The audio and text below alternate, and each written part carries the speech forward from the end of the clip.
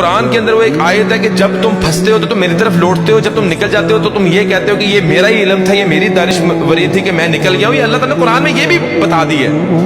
تو دعائیں بھی ایسی دل سے نکلتی تھیں کہ وہ آج بھی مجھے اپنے الفاظوں پہ بھی جو ہے حیرانگی ہوتی ہے. میں تو اللہ کے ہاتھ پھیلاتا تھا، اللہ تعالیٰ تو یوسف علیہ السلام کو کنویں سے نکال کے بادشاہ بنانے پہ قادر ہے. یا اللہ تو یونس علیہ السلام کو مچھلی کے پیٹ سے باہر نکالنے پہ قادر ہے. یا اللہ تو محمد صلی اللہ علیہ وسلم کو غار سے نکالنے پہ قادر ہے. یا اللہ تو موسیٰ علیہ السلام کو فرعون کے اوپر غالب کرنے پہ قادر ہے. یا اللہ تو ابراہیم علیہ السلام کو آگ سے نکالنے پر قادر ہے. یا اللہ میرا مسئلہ تیرے آگے کیا ہے؟ 1.5 مہینہ مجھے آج بھی یاد ہے، 1.5 مہینہ، اور جس چنگل میں پھنسا تھا وہاں سے آزاد ہو گئی. میری 100% ریکوری ہو گئی، میں بالکل ایزی ہو گیا.